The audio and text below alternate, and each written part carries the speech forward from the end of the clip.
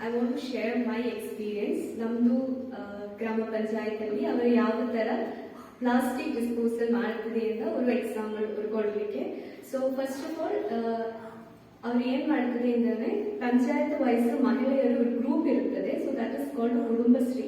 So Kudumbashree ಅವರು ಮನೆ ಬಂದು ನಮ್ಮದು ಪ್ಲಾಸ್ಟಿಕ್ ಕಲೆಕ್ಟ್ ಮಾಡಿ ಹೋಗ್ತದೆ. ಸೊ ನಮ್ಮದು ವರ್ಕ್ ಏನು ಅಂದರೆ ನಾವು ಮಂತ್ಲಿ ನಾವು ಎಷ್ಟು plastic we will get the plastic. So ಅದು ನಾವು ಕ್ಲೀನ್ ಮಾಡಿ ಡ್ರೈ ಮಾಡಿ ಸೆಪರೇಟ್ ಆಗಿಯವರು ಇಡಬೇಕು. ಸೊ ಅವ್ರ ಮಂತ್ಲಿ ಬರ್ತದೆ 50 rupees we have to give to them.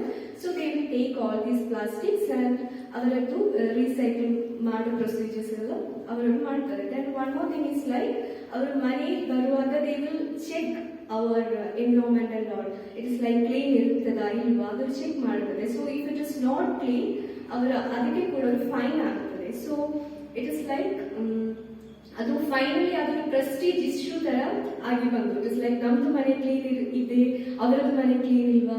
So ಆ ತರ ಪ್ರೆಸ್ಟೀಜ್ ಇಶ್ಯೂ ಆಗ್ತಾ ಬಂತು ಅದು. ಸೊ ಇಟ್ ಇಸ್ ಲೈಕ್ ನಾವು ಎಲ್ಲರೂ ಕೂಡ ಅದನ್ನು ಕರೆಕ್ಟ್ ಒಂದು ಫಾಲೋ ಮಾಡ್ತೇವೆ. Then one more thing, if you are burning this one plastic also ಅದು ಜಾಸ್ತಿ ಒಂದು ಫೈನ್ ಕೊಡಬೇಕಾಗ್ತದೆ. ಒಂದು 1000 rupees ಆದರೂ ಫೈನ್ ಕೊಡಬೇಕಾಗ್ತದೆ. So it is like these are the procedures which we are following in our Gram Panchayat. Thank you.